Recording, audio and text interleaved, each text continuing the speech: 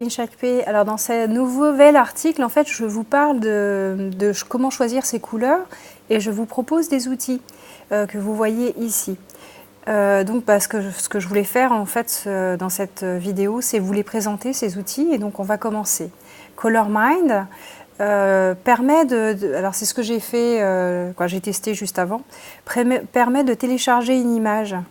Alors, par exemple, tiens, on va partir de l'image que j'ai fabriquée. Allez-y, c'est parti. Donc là, ouais, je trouve qu'il est super. Je suis en train de démontrer l'inverse de ce que je voudrais, c'est-à-dire que c'est un bon outil. Il a tendance à griser, je trouve. Tiens, on va partir de ça pour voir. C'est vraiment une petite image lambda. Bon, quand même. Donc, d'une image comme ça trouvée sur le net, que je trouvais sympathique au niveau gamme de couleurs. Voilà la gamme de couleurs dont il va nous sortir. Donc on peut faire ça avec plein d'images différentes. Donc j'avais fait une capture d'écran, en fait, ça c'est un tableau que j'ai fait sur Pinterest, je vous le montre. Attends, je vais l'ouvrir avant, hop.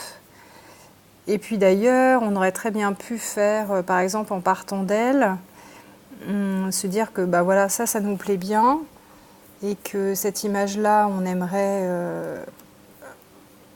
l'enregistrer sous. Donc à pas faire si c'est pour réutiliser, parce que là, les images ont des droits tout de même. Voilà, hop. Donc, j'ai été chercher mon image. Je vais le uploader pour voir sur une image comme ça ce qu'il va nous donner comme gamme de couleurs.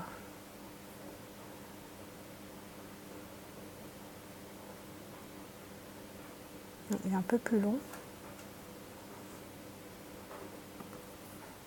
Ouais, c'est pas très concluant quand même. Donc ça peut être pas mal pour trouver des nuances, mais celui-là je trouve qu'il est bien, mais il fait des trucs un peu grisés. Donc on va en tester un autre.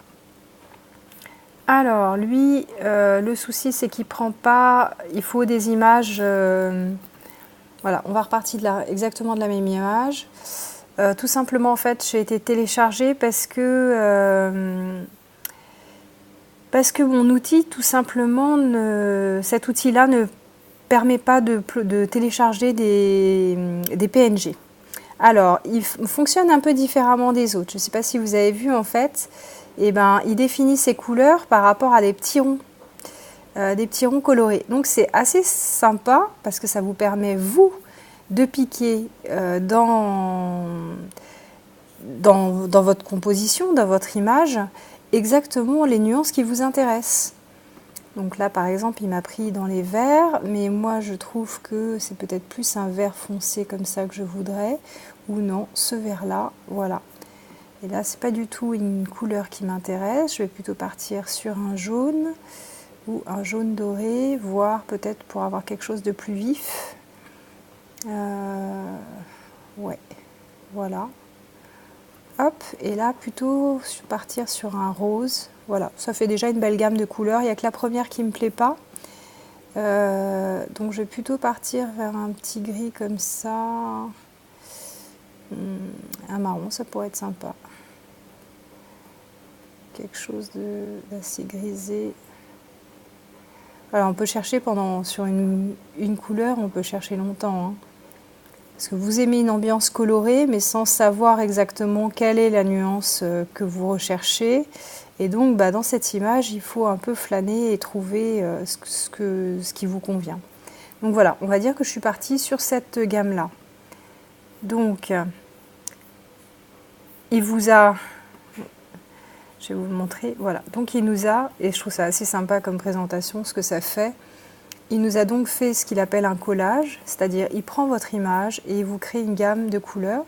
Les codes que vous avez là, en fait, c'est les noms des couleurs. Si après, dans votre logiciel, vous rentrez ce nom de couleur, il va vous sortir exactement cette nuance-là. Voilà. Donc, je le trouve intéressant parce qu'en fait, d'une même... donc, vous pouvez lui demander de le faire en auto. Vous voyez, on part carrément sur une gamme différente, qui serait peut-être plus proche de ce que va proposer ColorMind. Mais vous pouvez totalement l'adapter et faire votre propre nuance. Et donc, si on fait collage, qu'est-ce qu'il nous donne ce coup-ci avec sa propre... Voilà, donc il part de la même image, mais avec une gamme qui est très marron. Je trouve qu'il ne correspond pas trop à l'image. Donc, alors, qu'est-ce qu'on fait? On clique pour sélectionner la couleur, on a le petit visuel là qui permet de faire loop et vous piquez pour aller choisir la couleur que vous voulez. Voilà. Donc ça c'était le deuxième outil qui s'appelle Colors et que je trouve sympa. On va en voir un troisième. Alors celui-ci il est différent. Lui il faut vraiment déjà avoir une idée de ses bases de couleurs. C'est un sélecteur de couleurs. L'avantage c'est qu'il vous donne en mode RVB, c'est-à-dire pour le mode web, c'est-à-dire rouge, green et bleu, la composante de chaque couleur, c'est-à-dire il y a 241% de rouge pour 178 de vert et de bleu. Je ne sais pas si vous connaissez les modes colorés, donc je vais vous les dire rapidement. RGB, donc on a dit rouge, green, vert et bleu. C'est la composante de la couleur, mais par rapport à un mode lumière, c'est-à-dire un mode vidéo, écran, tout ce qui est fait de lumière. Et par contre, si vous travaillez... Oups, j'ai perdu mon truc. Si vous travaillez pour de l'impression papier, vous allez travailler dans ce mode-là, qui est cyan, magenta, jaune et K pour noir. Donc dans cette couleur-là, on voit par exemple qu'elle est faite avec 26% de magenta et 100% de yellow et 5% de noir. C'est comme ça des fois, on se rend compte qu'une couleur est un peu grisée et qu'on va se débrouiller en fait pour faire disparaître le côté terne et gris d'une couleur en enlevant le noir de la composante. Voilà, donc ça c'était juste pour vous faire un petit rapido court sur la couleur. J'ai fait un truc pas correct, hop, je vais me mettre en taille réelle comme ça, là c'est bon, ça a zoomé sans que je le veuille. Alors mes couleurs, là vous avez une gamme de couleurs qui est assez importante parce que c'est quand même 6 couleurs, ça fait déjà beaucoup pour un site web, mais bon pourquoi pas. Donc vous avez les petits cadenas, c'est pour les bloquer une fois que vous avez défini votre couleur. Là on va dire que les 3 sont définis, celle-ci je vais partir sur ce blanc là, on va rester là-dessus. Ouais, parce qu'en fait, il les rajoute au fur et à mesure. C'est le truc que je trouve pas excellent dans l'outil. En fait, quand vous avez fini, vous avez choisi votre couleur, vous double-cliquez. Et donc, du coup, ces deux-là, je pense qu'il va les conserver. D'ailleurs, on va tester. Et alors... ouais, je comprends pas pourquoi, quand il met des nuances, on peut pas les récupérer pour les affiner. Bon, bref. Voilà, donc là je viens de faire un jaune, je voudrais faire un rouge, enfin un espèce d'orange comme celui qui était juste avant. Donc je vais partir sur... Mais ça vous permet vraiment de... Voilà.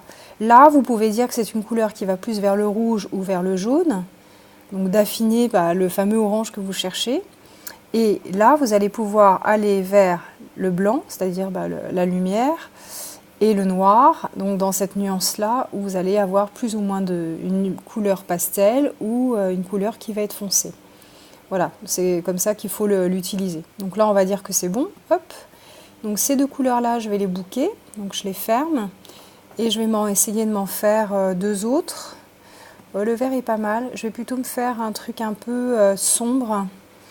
Donc je vais partir peut-être plus vers quelque chose comme ça. Pourquoi pas en complément. J'ai déjà un bleu foncé, mais je vais partir vers un gris en complément. Donc voilà, on va dire que voilà, je suis contente et que je l'ai. Et donc voilà, là il m'a fait ma gamme de couleurs. Donc ensuite, quand vous avez défini, donc à chaque fois, il vous donne comme tout à l'heure le nom de la couleur et sa composante en mode web et en mode... Alors ça c'est autre chose, ça c'est son pourcentage en fait. C'est ce qu'on a vu ici, c'est-à-dire c'est le contenu. Voilà. Et donc là, hop, vous allez télécharger, vous allez avoir les codes couleurs de chacune, les codes couleurs en CSS. Si vous voulez rajouter ça en code et ensuite appeler ces couleurs-là, c'est totalement jouable. Le mode RVB, voilà. Donc, vous pouvez exporter cette palette. Toc. Ouais, je crois qu'il me l'a déjà... Non ouais, là j'ai pas bien compris. Il y a un truc que j'ai pu piger, pourtant j'ai déjà fait. Alors attends. Sauvegarder les couleurs.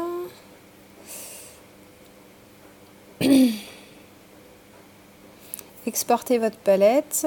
Donc là, je pense que je l'ai exporté. Ah, juste, il doit faire enregistrer sous.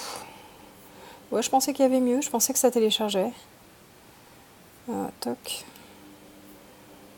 Ouais. Je vais recommencer, voir si il me l'enregistre quelque part ou pas. Export. Non, j'ai pas l'impression en fait qu'il me le... Je vais aller vérifier, mais... hop. Dans mes téléchargements... Non, il n'a pas été me télécharger.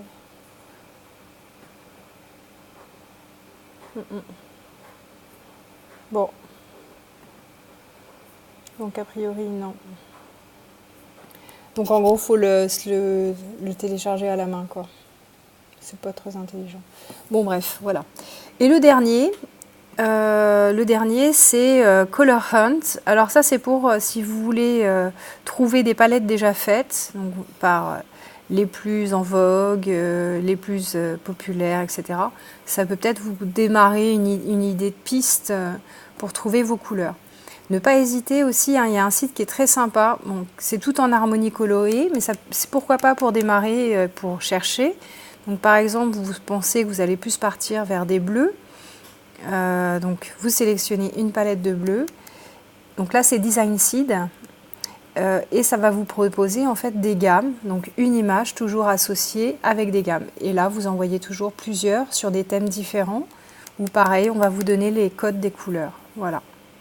À savoir que si vous faites aussi des recherches sur Pinterest et que vous faites nuance couleur ou couleur tout court, nuancier, hop, voilà, vous allez trouver plein de couleurs différentes. Et en faisant couleur, je sais que voilà, vous pouvez chercher par couleur chaude, vous pouvez chercher par couleur. Voilà, il y a multiples façons de trouver. Voilà, vous allez avoir dans une gamme de couleurs plein de nuances, plein de choses sympas. Vous voyez, ça vient de Design Seed. Vous reconnaîtrez le petit logo. Voilà. Donc voilà, c'était juste pour vous faire un tour sur comment faire ces recherches colorées au départ. Donc il y a multiples sites. Comme je dis dans mon article, en fait, c'est pas mal de démarrer aussi peut-être sur une recherche visuelle, par exemple. Ça, c'est un autre article que j'ai écrit. En fait, je suis partie d'un thème parce que je voulais un peu montrer ma créativité et montrer que j'étais capable de créer des identités de marque. Voilà. Donc, je suis partie sur ce thème-là, que j'avais envie d'un thème végétal, avec des couleurs un peu naturelles et puis quelque chose d'un peu homemade, voilà, végétal, des couleurs sommes et en même temps des trucs colorés, voilà. Et donc je suis partie sur ce thème-là, au départ en partant sur des photos basiques et en les assemblant. Donc je vais vous montrer à peu près l'image, la planche d'inspiration. Voilà, j'ai créé mon thème exactement pour cette identité de marque. Donc dans cet article, je vous en fais un tour, je vous l'explique, comment chercher sa typo, etc. C'est un bon moyen pour démarrer et du moins, si vous ne vous sentez pas hyper à l'aise pour le faire seul, tout simplement, ça permet déjà pour travailler avec un graphiste de définir un petit peu qu'est-ce que vous aimez. Et voilà, c'est plus simple pour travailler. Voilà, j'espère que ça vous aura intéressé. Et puis n'hésitez pas, si vous avez un projet d'identité graphique, vous pouvez toujours me demander à discuter, à nous rencontrer. Ce sera avec grand plaisir et même d'avoir vos retours sur ce que je vous propose comme tuto. Moi, ça m'aide à continuer. Voilà, donc vous avez un formulaire sur mon site si vous voulez faire une séance gratuite avec moi, me parler d'un projet. Vous pouvez me parler sur Facebook, je réponds, j'essaye de répondre rapidement. Voilà. Bah, je vous souhaite une bonne journée. À bientôt.